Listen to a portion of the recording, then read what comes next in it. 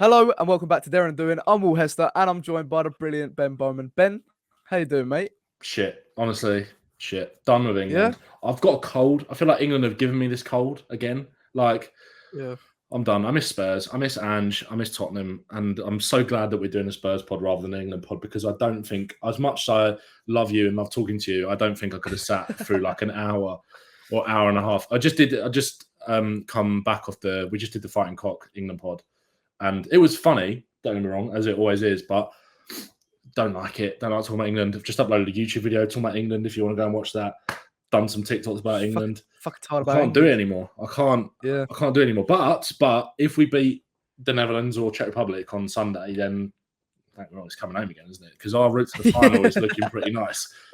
Romania in the semis, anyone? Honestly, I'd probably actually rather Romania win that and Dragusin go through. Yeah, imagine Dragusin after bigging him up all this time knocks us out. Yeah. I've got a question for you though, Ben. Yeah. Why do you think international tournaments or like at the moment it's so much better than like the quality of games is so much better than club football? Do you think it's better than club football? Do you think? I think it's you know what it is? I think I've got like a theory on it because it's more like I think there's more risk taking. I think there's more. Obviously, I feel like there's a bit more passion there, but I think there's more on the line for these players. It's like a once in a lifetime opportunity almost. But I think it's because there's less tactical detail in the games. Yeah, just go play. Just play. Just go play. Yeah. I feel like they're given a bit more freedom in the way they attack and express themselves on the pitch. And it's like they're playing for their country. They're going to drop in like a 10 out of 10 performance to the best of their ability. And there's no pressure of that. This is the system. We have to stick to the system. There's a little bit more freedom to take risks and be creative. And I think that's why we see so many like screamers, and it's so entertaining. Like end to end, every single time every team attacks, it's like, oh my god, like I'm about to score for my country. Or do you know what I mean? Yeah, I know. I think there's more stress around the system and all the mustard shit. Which is why I think. I know he already has got international pedigree, but imagine Ange in this tournament as a manager for someone. Just go. I want you to play. Yeah, and I think Ancelotti will be an unbelievable international manager. He'll just see the best of the team and let them. Well, there was rumours of Brazil for ages, wasn't there? Like apparently he was going to be the next Brazil manager, but that never really ever quite happened. They're struggling, aren't they? No. I don't know whether we're talking about it, but they they drew 0-0 first game of the Copa America, missing someone, Richarlison. Did you see that video of Richie suing at Hotspur Way? He's back, isn't he? Yeah. We'll get into a little bit of Richie, but when you see videos like that and like Bissouma, they're just vibing on their own in that like recovery room or the gym or wherever they were. Yeah. There's such vibes. Like you don't want to lose Richarlison out of the club. Like he's such a vibe. I made a TikTok video on it. Get onto that. Yeah, I made a TikTok video on that, right? Like of him doing that video of the Sue. And someone commented on it being like, oh, looks like he's enjoyed himself over the summer with like a burger emoji. I was like, you fucking taking the piss. What? I was just like, he doesn't look fake. He looks good. He's been, I swear there was pictures of Richard. Yeah, I was going to say, I swear he's been working hard, hasn't he, Richie? I was like, no, come on. Like, what, are you fat shaming on here or what? What are we doing? All right. Even if he was, he's got ages. Let him enjoy the summer. Exactly. Let him play. He's probably so professional. Yeah. Let him do what he wants. Yeah. Exactly. But Ange was on ITV. What do you make of that? What are your takeaways from Ange being on TV? And I saw someone saying like, oh, how David Moyes flirts with the Scotland job when he's doing punditry. Could Ange be a future England manager? You fucking love to see it, mate. You know how in career mode, right, when you're playing FIFA, and you're the club manager, and you get a little side quest. I'd love that. Just like, all right, mate, I'm going to manage you guys when the international break starts. Just get the lads to come down to Hotspur Way and just join in the training, mate, because we'll teach them how to play. And then he just manages for England for 2 games in like November, and then comes back for Spurs.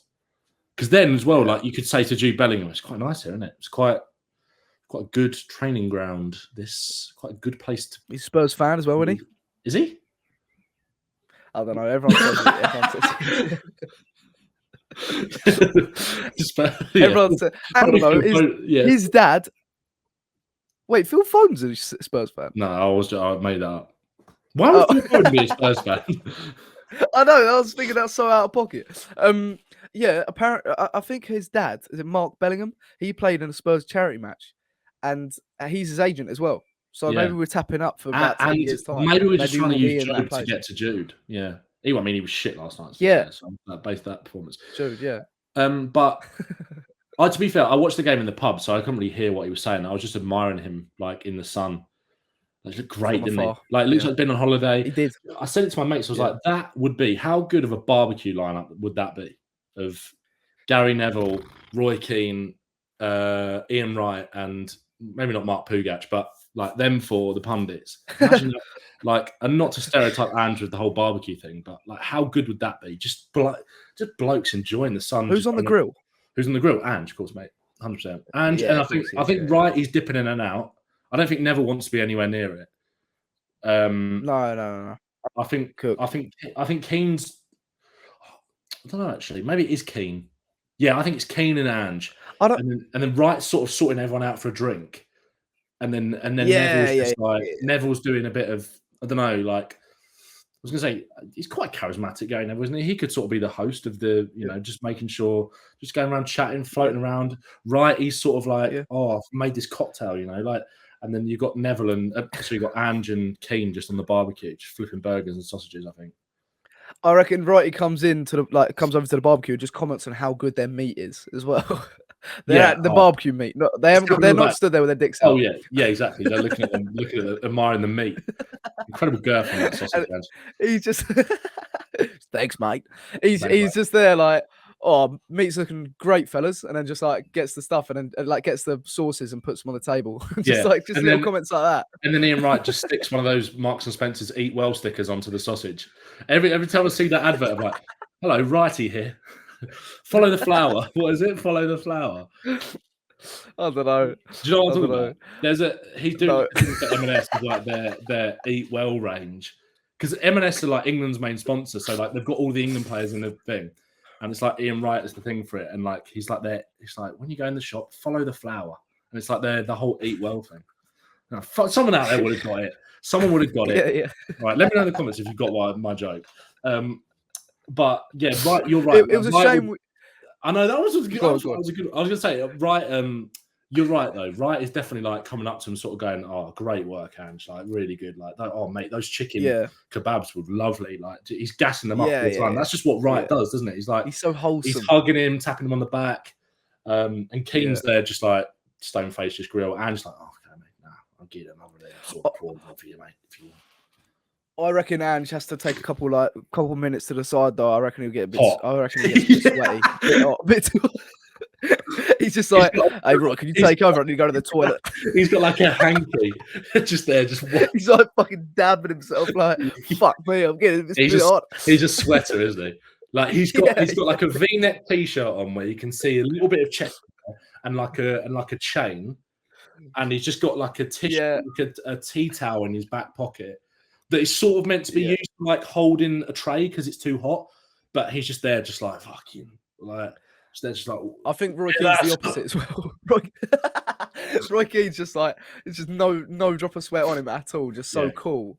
And it's just fucking dripping next to him. We know what the male psyche is like, right? We know that at a barbecue, the two most aura, what's the opposite of auraless? Like the two men wet. Yeah, wet with aura. Like the two most aura men. Like, oh, sorry. I thought you said what's the opposite? What's the definition of aura? No, what's the opposite of like being auraless? Like you've got aura, like, you've got presence. Like you're kind of the bosses. Yeah, the bosses. Like that at a barbecue, that's how it works. So you've got it's like Pochettino would be on the barbecue, wouldn't he? Like he's got that thing about him. Like, and like Postecoglou would 100% be over there. Because also I don't think Postecoglou would make great small talk.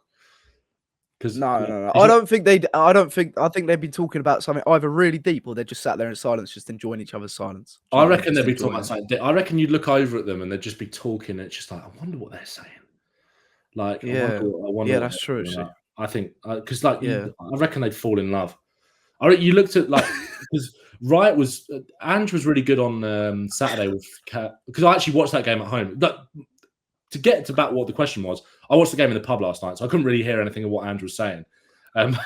Whereas the game on Saturday, was it Belgium-Romania? I watched the whole of that. So I heard, like, he was great on that. I can give you my thoughts on that. With Carney, and he was right then. And you could tell Wright was looking at him like, you're a good guy, aren't you? I liked it. Whereas like last night, like it was a good dynamic, but I couldn't really hear what they were actually saying. No, yeah. Well, no, they were. It was just shame they were talking about England, but everything they were saying, and I think they all sort of like just agreed with what each other was saying. When you said like, "Oh, Roy Keane and Andrew just fall in love," yeah. Imagine like Gary Neville and Ian Wright just chatting by the table, and then they're like, "Fucking hell, get look what's going on by the barbecue." Andrew and Roy Keane just fucking making out. Bent over the barbecue. Neville's there, just like, if you stop it there, actually that's Carragher in it. Neville's just like on the far side. You've got Postecoglou's got his arm around him there. You can see from the handshake that he's gone in with there. That's a signal of dominance, and that he wants to bend him over. Oh fucking hell! What a barbecue! What a barbecue! Might do a barbecue for the England game on Sunday. I wish I was there. Yeah. Oh yeah. I was there myself. It's barbecue weather right now. I'm fucking dripping. I'm Ange right now. I'm dripping in sweat. Yeah. I'm in my fucking pants. Like I'm gone. But the weather is lovely. It's the same sun over there. It's lovely. Same sort of weather. Lovely, absolutely lovely. Barbie weather. I'll flip the camera around. Outside. Oh yeah. You can see. Yeah. It actually looks really dark. It looks like cloudy, but it's nice. Trust me. It's warm. That makes me think. I need to open the window. I can still hear you. Yeah, mate. You go. But so with the punditry yesterday, I think Ange was a lot more settled than he was in the first round of punditry in the Romania game. I think so. I actually think Ange was a little bit nervous in that first punditry game. Yeah. I think he was aware of the perception people had on him. He was very performative, not in a bad way, but like he knew he was on camera. He knew he wasn't in that manager zone. So he was very sort of like a lot more positive, but more open, I felt. But then he seemed more himself when he was surrounded by, I think he was surrounded by the big dogs, Keane and Neville, and his persona come out again, like properly. And he was a little more, okay, I'm not gonna like perform in front of these. Like I don't know. It was interesting. There was an interesting dynamic. There was definitely a switch up with Ange, but I loved it. What was the eye contact and the cough saying? What was that saying? Now and again, you'd hear a little. Yeah, but that was just him giving the little huck tour on Roy Keane. Gotta give that huck tour. He drops the pen underneath the desk. Yeah. Oh, sorry about that, Laura. Oh no, she wasn't there, was she? I reckon Laura Woods was looking at Ange on Saturday, just like, I'm with Adam Collard, and I've got a man there from Love Island, and I'm looking at Ange thinking, that's what I want a bit of that. I want a bit of that. Yeah. You know? Yeah. The ultimate man. Spouse. Yeah. Postecoglu. Yeah. Do you know who had a cracking game again last night? For England? Romero. Oh, yeah. No, fuck England. Let's go back. We'll talk about England. I'm supporting Argentina for the rest of the summer anyway. For the rest of the Euros. Yeah. Why aren't Argentina playing in the Euros? Get him in like Eurovision, like with Australia. Just stick him in there. Yeah. Well, just the World Cup.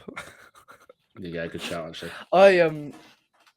I actually think Romero is my favourite player. Like, I don't love anyone as much as I love Cuti Romero. I think every single time so if you don't know, he started the first couple of games of the Copa America as he would.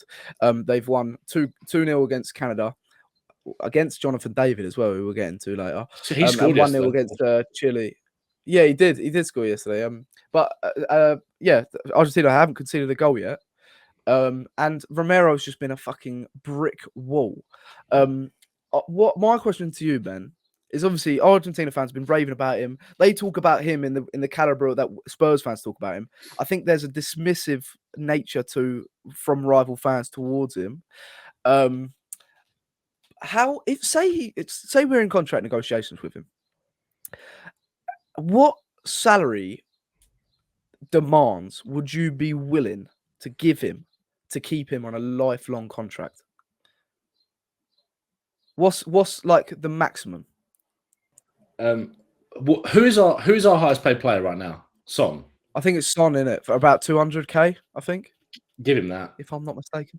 Given that, what if he'd say he asked for like 300k, you would say no. I'd say Cootie met me halfway here, 250. I'd say highest earner. Yeah, I'd say 250, and you've never got to play with Emerson Royale ever again. And then go deal. I think you'd do it for 200. To be fair, if you said that, he was. I think he'd do it 200. Yeah. Yeah, I think you're right though. I think like there is this real kind of snobbery around someone like him, because I think if Romero was Saliba, right, and he played for France and played for Arsenal, could you imagine the kind of level of praise that he received? The dick ride would be unmatched. And I've been riding his dick for I've been doing tricks on it for the last season. And to be fair, like the first year he was incredible as well. Like when he came under Nuno and then Conte, obviously he fell off a little bit last season, but he's just incredible. And like when you take the club bias out of it, and obviously Argentina fans are going to be like, yeah, obviously they're going to kind of give him the praise, but the way they talk about him with no club bias at all, no it doesn't matter who he plays for, they think he's the best centre back in the world. Yeah. Yeah. And obviously you have to take that with an element of a pinch of salt. I believe him. Like when you look at the numbers from the last couple of games, how insane he's been. I'm going to do a video coming out on YouTube about Romero, because I think that just doesn't get enough praise whatsoever. And I know we have, like, as Spurs fans, not just exclusive to me and you, but like we've been giving it to him.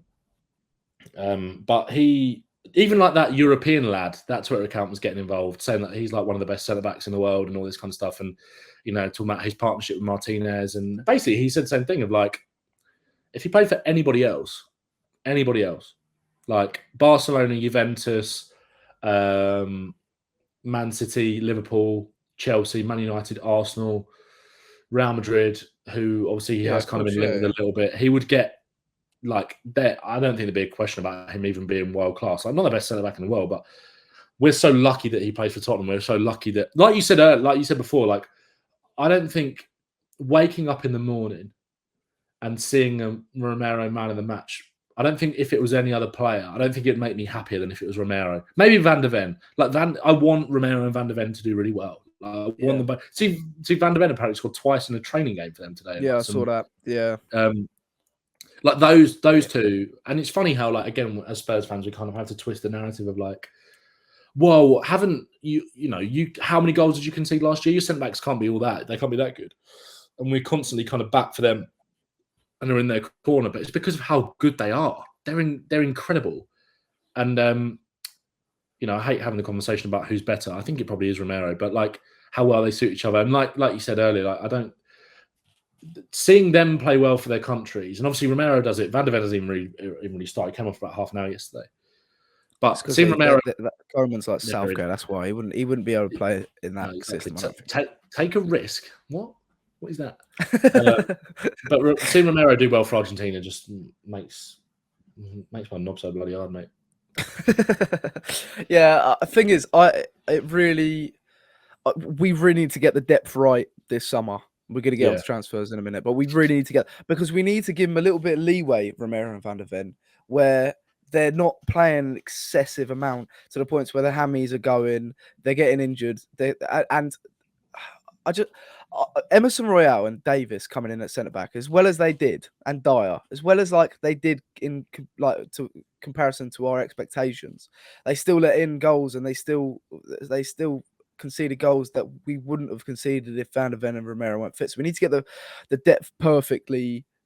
We need to be perfect in our recruitment when it comes to depth to sort of support Romero and Van der Ven, because they're so good, both of them, and we could be onto something here with them at the back. Like they're both imperious.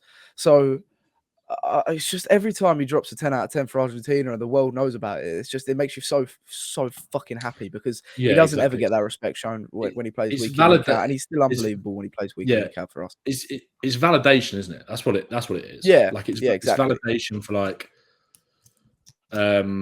for everything that we've been saying for however long. Certainly, this season. Yeah, it's that validation, isn't it? And that's kind of that's especially in a world of modern football where like you do have these attachments to these players and kind of everything's kind of laced with that bit of agenda and everyone kind of is pushing what they want to say and all that. And, you know, this player's better than this player, blah, blah, blah, blah, blah. And Romero never gets brought up in these discussions. Really, we shouldn't give a fuck about that. But I just want to put him in there so badly because he deserves it. And he's just... I said this on the Fighting Cock just now because we were talking about it. Like, it's not just that he isn't aggressive and reckless, right? It's not just that he's not that. It's that he actually is the opposite of that. Like the version of Romero that we've seen in the last year, when he's so dialed in, and the version that we've always seen for Argentina, and the version that we've seen since Postecoglou has come in through the door. It's not just that he's not it; it's that he's the complete opposite of what people think he is. He's just yeah. You know that video, the Southampton fan was like, "You look emotional, mate." That's me when I wins that ball so much. He just wins that ball so much. Yeah, I think as well, people got to realise how young he was when he come into the Premier League. And centre-backs don't blossom until they're about late 20s. He's just turned 26, is he? 25, 26? I mean, he's been in the Premier League for 3 years, so he would have been about 23. Just turned 23, so young for a defender. And you've seen the progression he's making, and I reckon he'll carry on. Given that leadership role, given that the way we play it suits him down to a T, and he'll just grow and grow, and he will be just a fucking monster. And he already is. I think he was Paratici's third ever Spurs signing. So let's talk about Fabio Paratici in regards to... It was Hill then, and Galini, wasn't it? Yeah, Galini. And then Galini, Romero. Yeah. But that leads me on to, I think Romero's Paratici's best ever signing. That leads me on to a little conversation topic about Johan Lange. Yeah. He's shit, isn't he? Yeah. Get him out. Get him out now. Uncomfortable conversations have to be had. Uncomfortable conversations already. Someone said he burnt out after the Bergvall deal.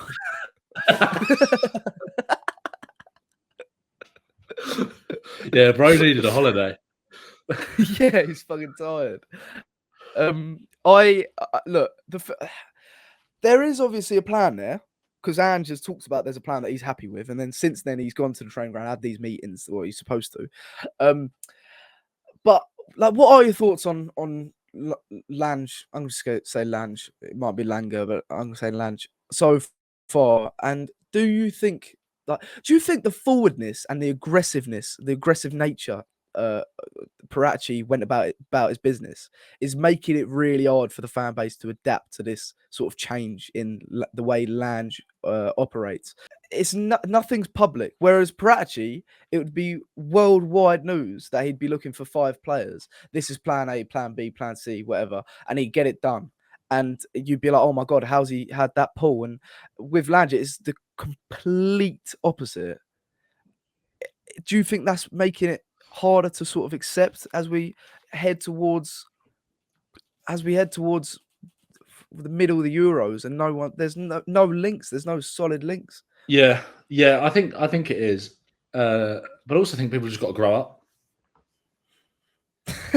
because a lot of the players that we want are at the Euros.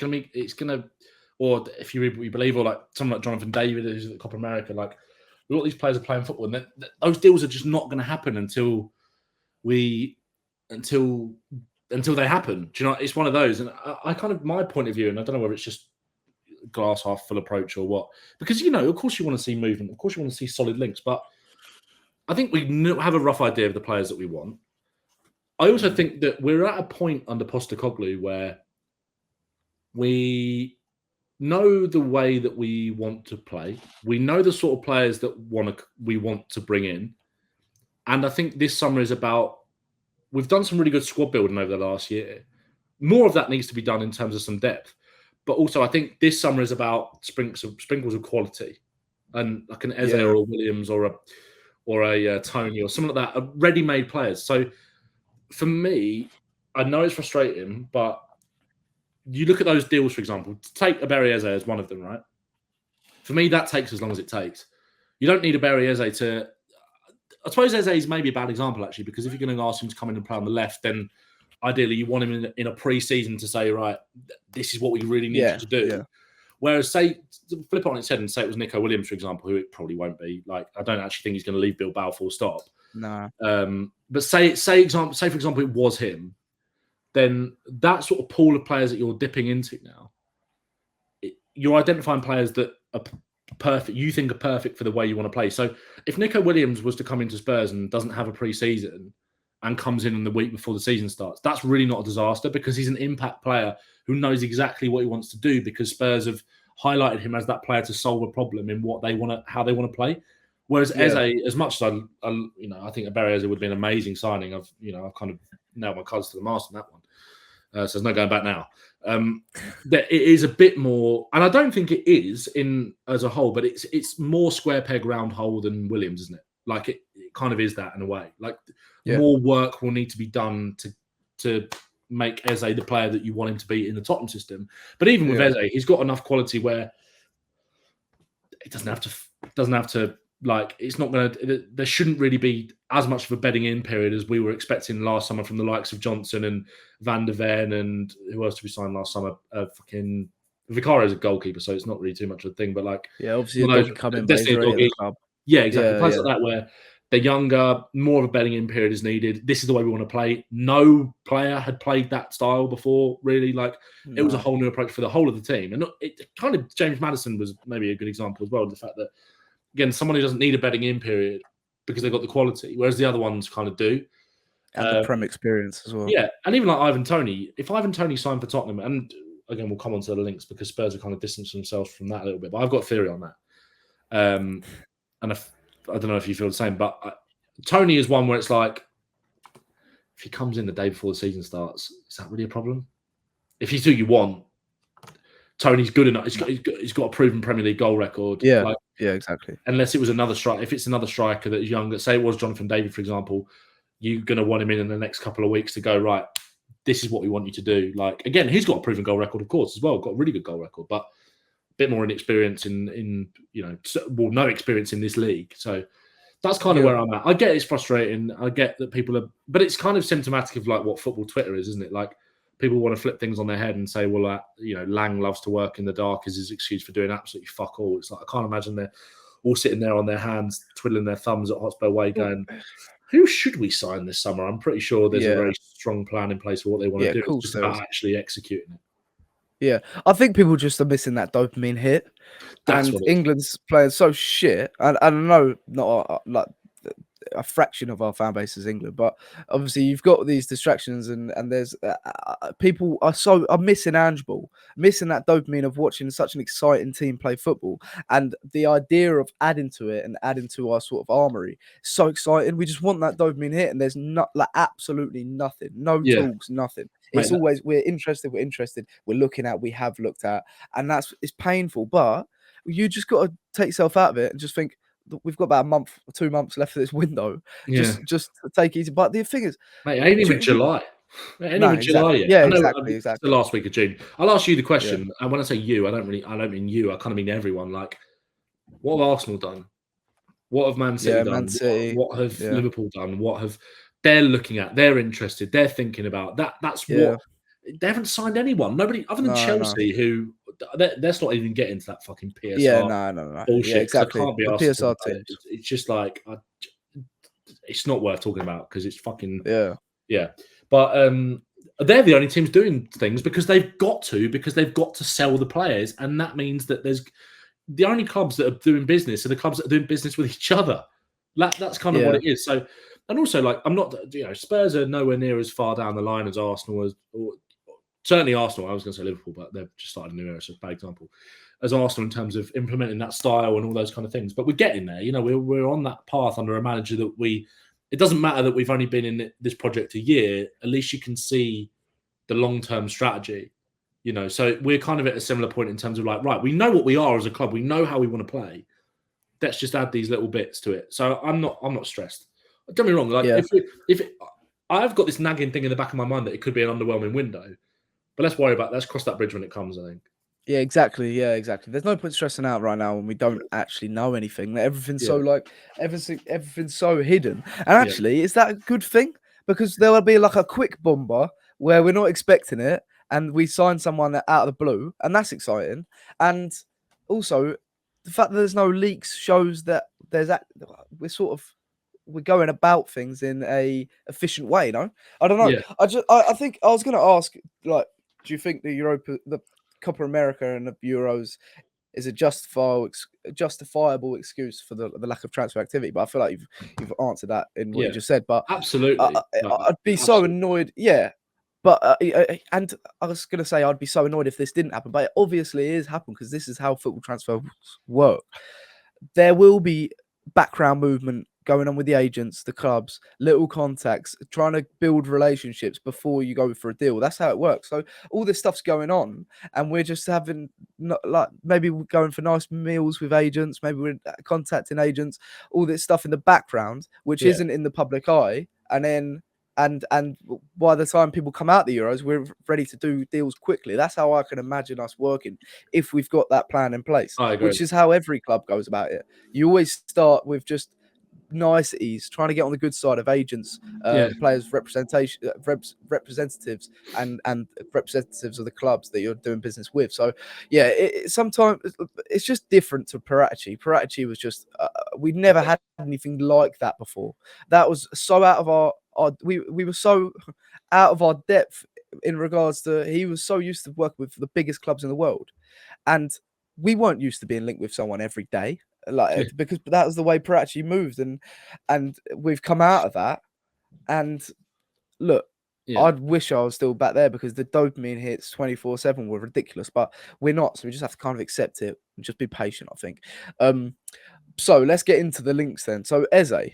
He's been linked heavily by a lot of reliable journalists, Ali Gold, Ed Aarons, Paul O'Keefe, just to name a few. The thing is, Arsenal and City are also linked. Does that concern you? And can you see us actually competing with them at the moment in terms of the point in this process that we are as a club compared to City and Arsenal, who are pretty much the finished articles? And what can we offer him that they can't? I think we can offer him a lot. I think you come and be. I mean, it's hard because you're going up against Arsenal, Man City, who can offer him the fucking world. Do you know what I mean? Sorry, I was just distracted because I saw that Phil Foden has apparently left the England camp. What? Yeah, to return to the UK for a fact. It's not that he's not coming back. Temporarily left the England camp and returned to the UK for a pressing family matter. Okay, that's why I was distracted. That's all right.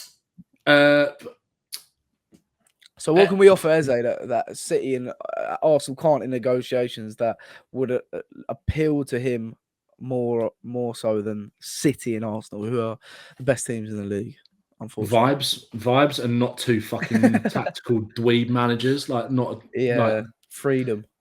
Yeah, it's very hard because there's not a lot.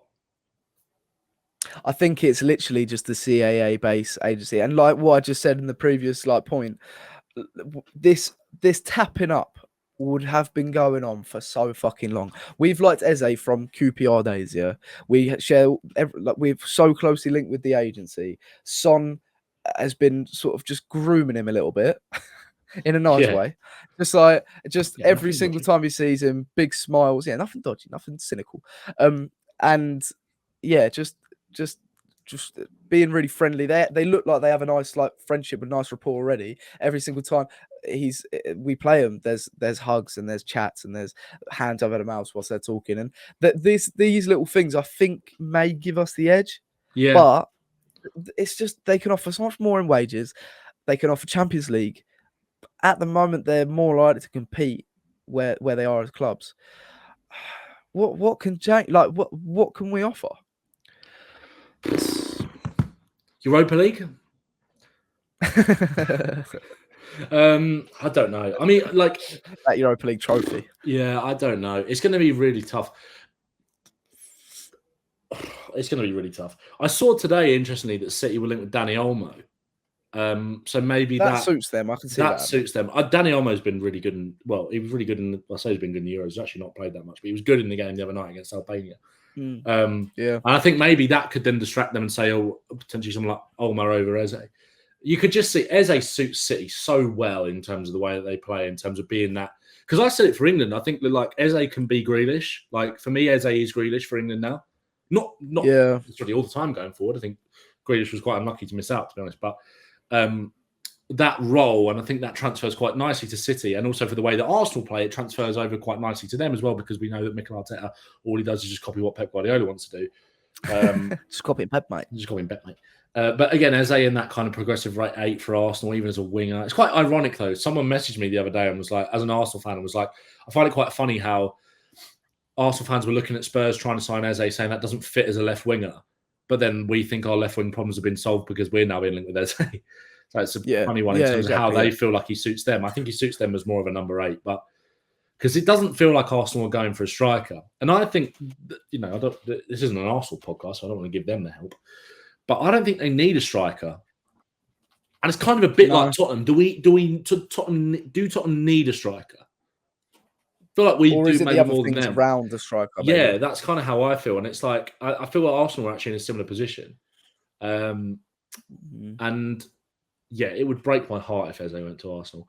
I kind of feel like, this might be delusion, but you've got to live sometimes with 1% chance, 99% faith. I feel like if there was a deal on table from Arsenal, a deal on table from Tottenham, Arsenal released him as an academy player. And also I think that Tottenham is like, right, we're really going somewhere now. Like, this is the start of something. Like, come be one of the main guys. You know, we want to turn you into this. We've got this vision for you. Like, we've got this thing. Like, maybe that's delusion. I don't know. I still think if you said to me now, do you think Eze will be a Spurs player by the end of the window? I think I'd still say yes. Yeah, that's where I'm at. Can we offer him what City and Arsenal can? No, probably not. No, they've got Champions League, they've got Man City winning the title every year. Blah blah blah blah blah. Yeah, come and be part of something on the way up. That's just it. Go and do it. Yeah, I think City would be a bad move for Eze, because I mean, you look at how it's. I know he's won so much, but sorry, fucking burped. Grealish isn't the player he was in the terms of that tactical freedom that he had at Aston Villa. That sort of that game, he wasn't. He's the main man, and you could see he thrived off being that main man, and he'd carry Villa through games and be a catalyst in games. And a City, he's just a cog in the system. Yeah, Eze will have that freedom in a number 8 and on the wing for Spurs. Yeah, it would be a shame. Yeah, Arsenal, I can see him fitting in that number 8 for them, but I just think.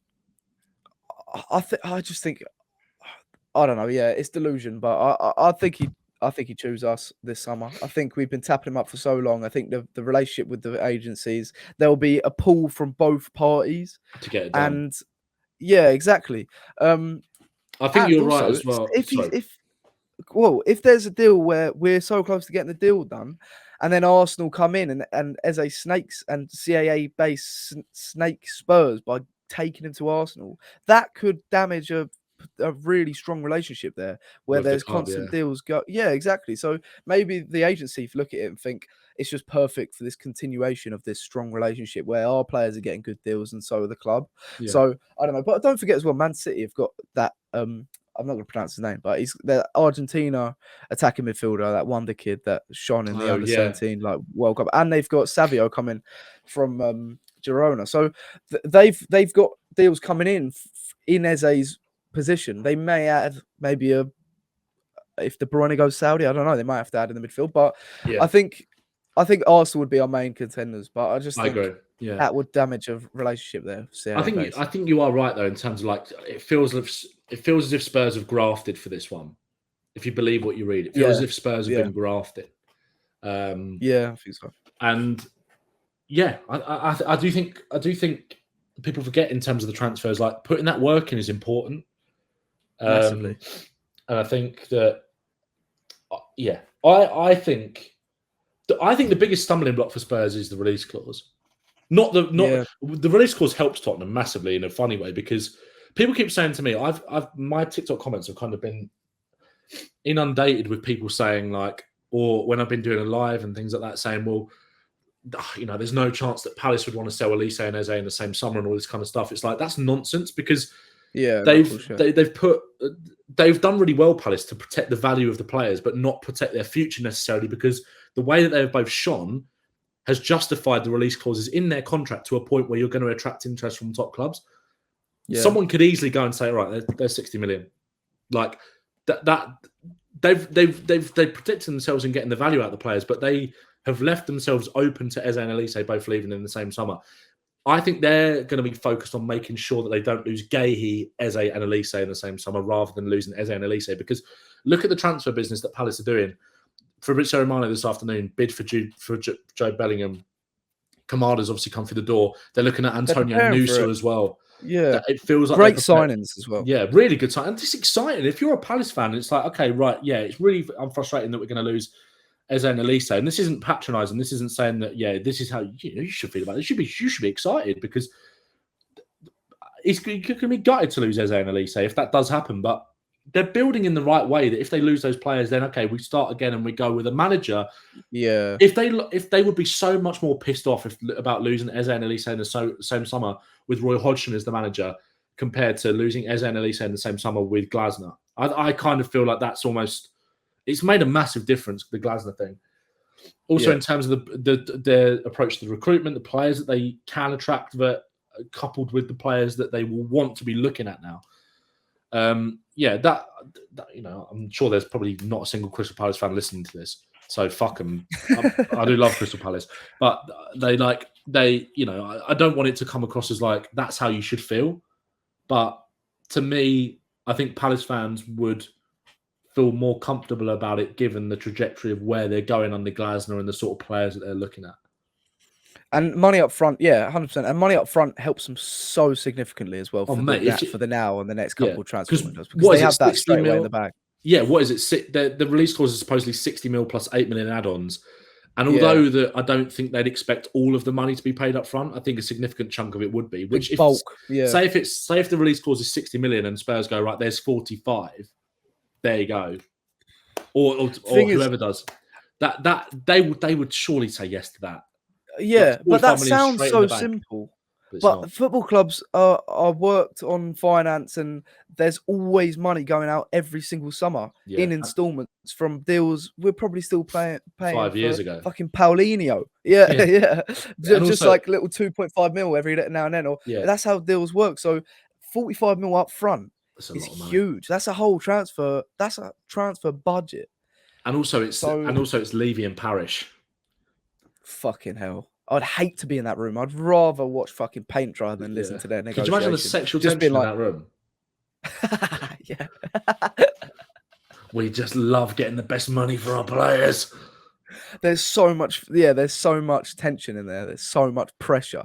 They're just dwelling in the pressure. They love it. Yeah. Absolutely love it. But yeah, moving on to strikers then. Striker updates from Ali Gold. It was really fucking depressing, mate. So let's go through them one at a time. So what he did say was the club had distanced themselves from Ivan Toney. Actually, let's get into that first then. Ivan Toney. You got a theory on Ivan Toney, Ben. What is it? I think that Ivan Toney, I think it's a little bit of not a smokescreen, but I feel like because Tottenham are the only club that seem to be linked with him at the moment, I think Spurs have distanced themselves. I still think Spurs might sign Ivan Toney, because I think what they're doing is because they know that they're kind of the only club linked. They're distancing themselves to drive down the price. That's what it feels like to me. Yeah, that would be smart. I might be wrong. And again, I wouldn't be surprised if we didn't sign him. But I also think that part of me feels like because he hasn't got a lot of suitors, Spurs and Brentford are supposedly still demanding X amount of money for him, which feels inflated given the current situation of his contract and his maybe performances towards the end of the season. I would not be surprised if Spurs are going, nah, we're looking at other people, because then it forces Brentford to come down. Otherwise, they don't sell him and then risk losing him on a free next summer. That's not to say that West Ham or someone might not go, okay, well, we'll go in for him.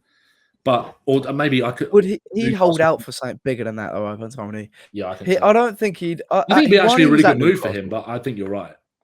Yeah, he was at Newcastle when he was younger. They wrote him off. I think he's someone who don't give second chances. West Ham just is such a fucking sideways move. I know they got Lopetegui, but that is. But I think, yeah, I agree with creating that desperation. We're just fucking edging them and saying, look, nah, we'll go look at someone else. And that opportunity of he's going to kick up a fuss if Brentford are holding out for that. And it's going to create a toxic environment. They'll need the money eventually because they will lose him on a free. He'll go on a free. He's such a talent. So yeah, I agree. But he doesn't actually, if you take it out of the big picture, I know he's 1 year left of the deal. He's homegrown, quality, Prem-proven striker. But the recruitment strategy, he actually doesn't really fit for Spurs. When do we really ever go get a 28-year-old big money signing 28-year-old? He'll be on high wages as well. I just think I actually am not convinced by this, but Jonathan David is such a Spurs move. 1 year left on the contract, 24, 25. He's been prolific in the last few years for Lille. What's your thoughts on him, mate? I spoke about this in. I did everyone loves a tier list, don't they? I did a tier list video yesterday on my YouTube, ranking the kind of strikers that we're linked with. Because you're right, like it does feel underwhelming.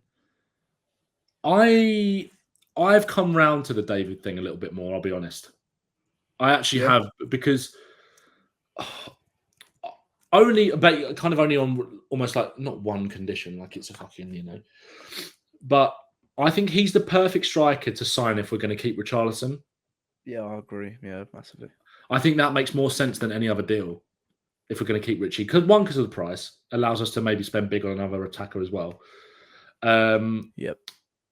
The only red flag for me with David is that, because you were talking about Tony there, right? And not that you said this, but there are some maybe concerns about like Tony's profile in this system for Ange and stuff like that. And I think you're right in terms of like it's not necessarily a typical Spurs deal to do under the structure that we kind of operate in now. But I think there's kind of two versions of what an Ange number 9 is. And I think Tony and David fit either of them really well. Because I think David is more of that Kyogo. Like, also you can kind of stretch defenses and be pacing behind as well if you want to play transitionally. But I think he snuffs out chances pretty well. He actually has got quite good link-up play for someone who's not the tallest. I think sometimes we get confused of like, we need someone to hold it up. But as long as you can be a small striker that's got great ball retention. And kind of laughed at this yesterday. And someone said I think it was that invert the wing or whatever, said that he's like the most similar profile to Aguero that we've seen. And like, it sounds mad, but like thinking about it and watching him a little bit more, he's kind of not, I wouldn't say he's the most similar, but not particularly. I can kind of see where he's coming from, because I think if you think about Aguero, obviously people think about Aguero in terms of his instincts and his finishing and all that kind of stuff. But one thing Aguero was amazing at as well was ball retention and holding the ball up and bringing players over into play. Link up. Low center of gravity, being able to shrug players off, and just sort of like just a good player as well. Just being able to like crisp passes into people, just awareness of where people want to move, and that's something I think Richarlison lacks, but he makes up for in his actual good traditional hold-up play a little bit. Because how many times did we see it last season where Richarlison was like, back to goal, play it, and it just be behind the player or just go off? Do you know what I mean? And I'm not digging out Richie because I fucking love him and I really hope he stays. But I don't know. I think David, I wouldn't be surprised if they did the David deal. They've obviously got competition from Chelsea, who are apparently going in for Isak today. I saw that. Mad. I don't believe that. They're going in for everyone in their fucking nan, Chelsea. Yeah, I really hope it's such a shambolic club. How is that a recruitment plan? I'm so happy. I'm not being funny. Sorry, going off on a rant. I'm so happy we haven't got those fucking owners, because I would be so confused all the time if I was a Chelsea what do fan. we want to be? Anyway, continue. Yeah, exactly. I'd rather us be like pinpoint, do all the data analysis, everything, scouting reports, everything, and just cut people off the shortlist. I'd rather be a little bit slow in doing that, but get the deal right than just fucking go for everyone. Yeah, I agree. Yeah. So anyway, carry on, sorry. I was saying, like, I think I like when you look at him, his output is incredibly impressive over the last few years. Maybe this has been a bit snobby's the wrong word, really, but I think one of the red flags I've got is that he seems to get linked with everyone every summer and he never moves. Why is that? He has. They have always held out for big money for him, though. That's a good point. And I think this is always 50 mil, and 50 mil for a striker in the French league. It's a gamble. Lacazette's numbers last year were fucking unreal. He was shit the last couple of seasons for Arsenal, and he was a problem.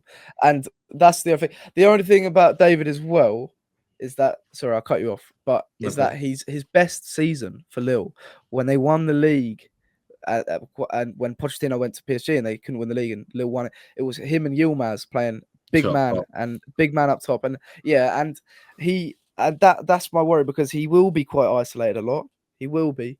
In this system. I mean, he'll have the support around him, but he's expected. There's a lot of expectation on him. Yeah. He gives me Defoe vibes a little bit, which kind of then makes me think almost like you said about a front two. Yeah. I know Richie and David would be fucking sick. Yeah. Fuck it. We should play 4-4-2 next year. Well, what did we do against Man City? We could have Eze or Kulusevski in that centre forward role and Son David running on ahead of them. That'd be fucking unreal. Absolutely unreal. So there are ways around that if we want to get the best out of him. But my thing was, I was certain Spurs needed to sign a Tony, a big striker, for that height as well, because I think height is a problem for Spurs. We've got a very slight team, but a lot of over 6 foot, but a slight team. They're not going to be aerially dominant. So for set pieces, I thought Tony would be brilliant because that missing that hole in our defensive set pieces of Harry Kane heading the way near post. At the near post from when we're defending corners, there is an element of that missing. We need big players, but I'm starting to lean towards the profile. There's the striker market. There's a few gems that aren't the tallest that fit that Kyogo Postecoglou role perfectly. I'm thinking Openda. Obviously, Jonathan David, 20 million. Openda, obviously, he's a bit out of our price range this season. And he's got a release clause of like 80 million, isn't he? He's got 4 years left. Yeah, that's what Gold said. So that I can't see us doing that. And Julian Alvarez is there. He's there and he's available on the market. So he would be the dream. But Jonathan David would be a bit of be a much B-Tech version of him. But for 20 mil, is that a gamble? Is that really a gamble? 20 mil. And even if, look, I said this like a couple of days ago, I tweeted it. It's a bit tongue in cheek, but I have a feeling that Spurs and the way that Kane said goodbye, Kane will come back in a year or so to Spurs. I think he will, because the way it was a weird goodbye. He was actually, on the day of him leaving, he was undecided still of whether to go to Bayern or not. Levy's saying we got buyback clause on him. I think but he'll want to come back and break that Premier League record once he's actually won trophies at Bayern. I think in about a year or so, he comes back. And I think Spurs, and Daniel Levy is aware of that. You know how we brought Gareth Bale back and he didn't even really fit the system. But because he was such a Spurs player, it just made sense to bring him back. I think that would be the same for Kane in a couple of years.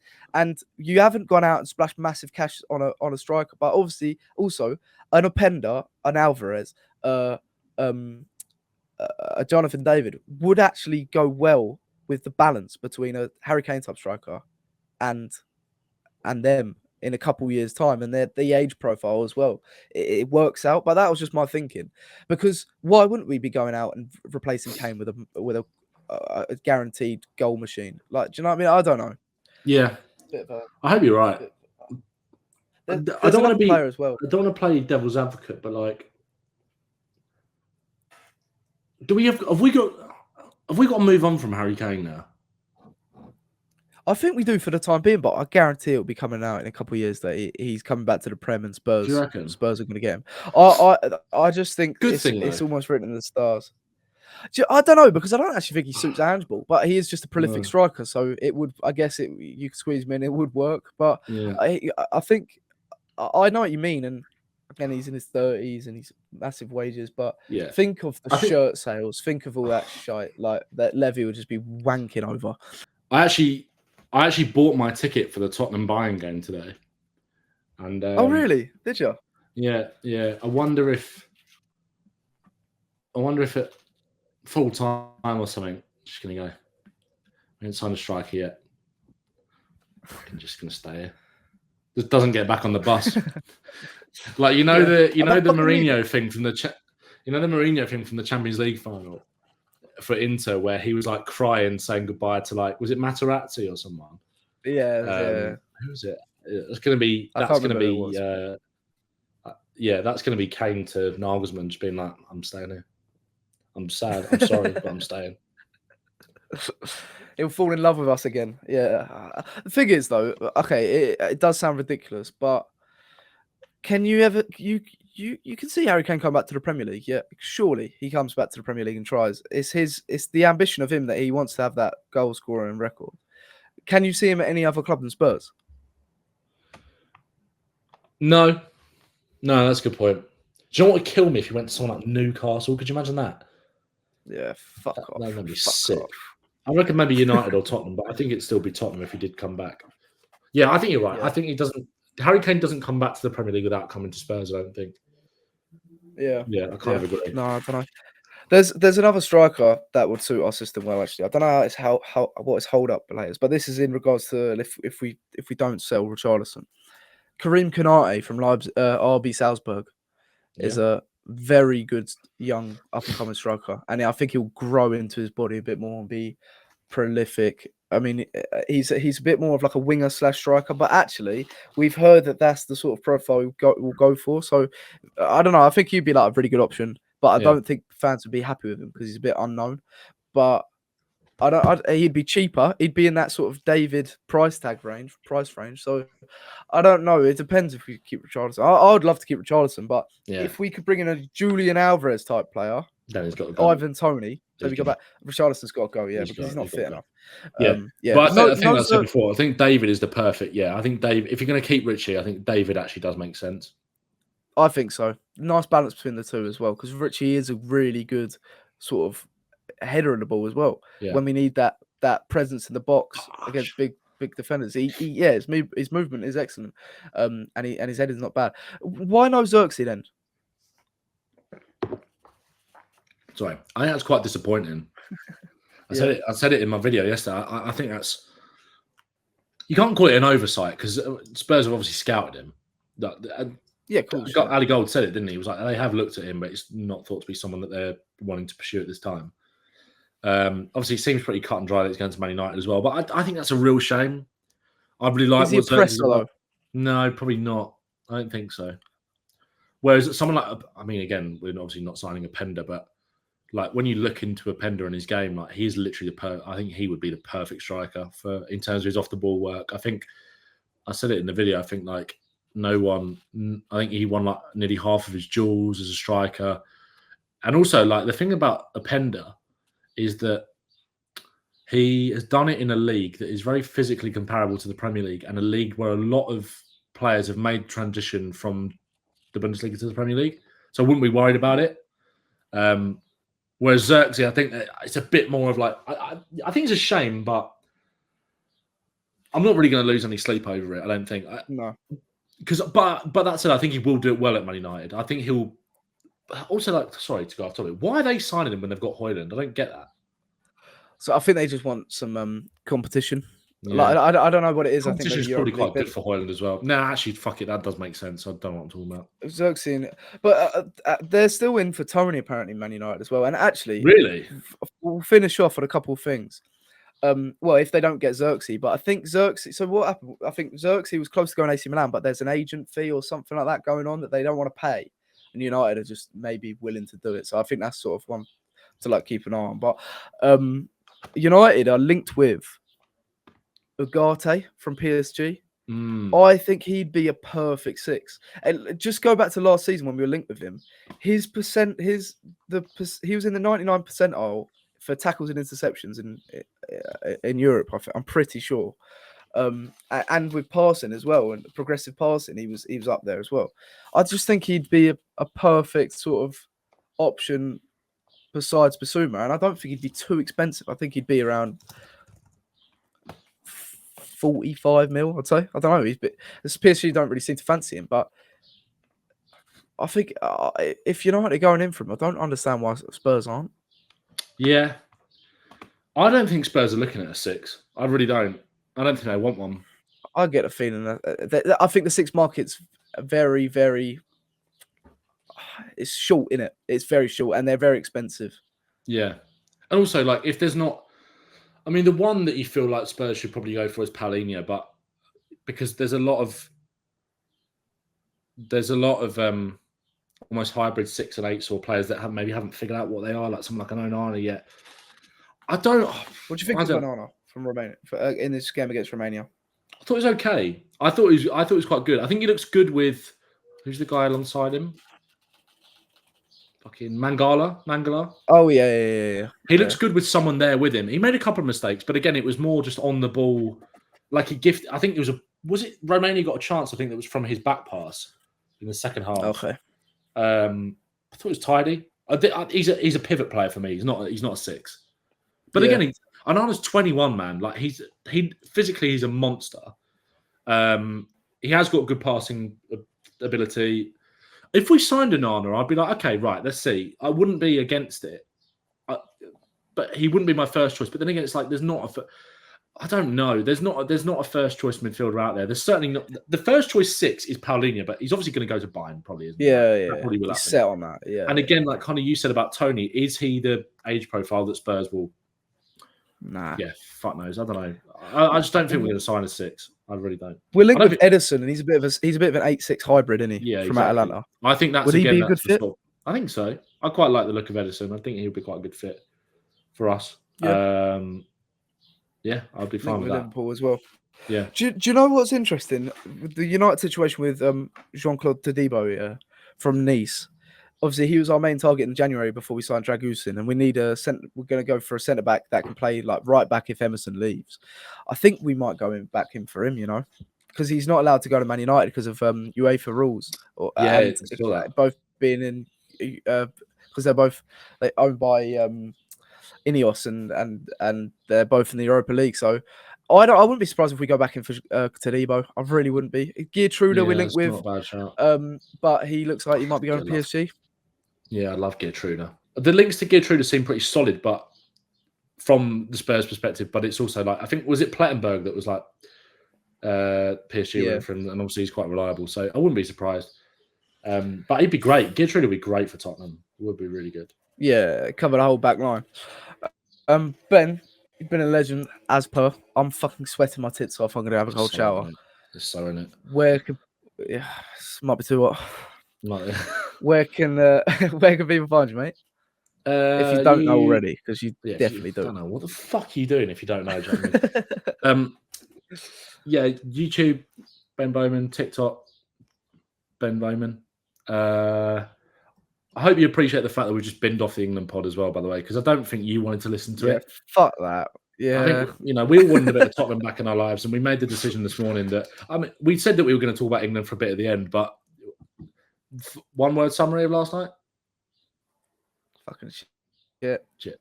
There you go. Shit. Yeah. Still gonna win it? Gonna win the Euros? Yeah, no, yeah, we will. Yeah, of course. Through, yeah. It's coming. But we'll talk about it when we win the Euros. It's coming. Yeah, exactly. The Darren and Doing England pod will be back after the final. Yeah. After we know we've won it, and then we'll chat about all we like. We'll chat about England till the cows come home when we have that Euros trophy. Exactly. But for now, it's just a bit dross. Exactly. It's a bit shit. Yeah. All right, legends. Everyone, catch you all later. But yeah. And enjoy the sun. Have a good week. Yeah, enjoy the sun. Up the Spurs.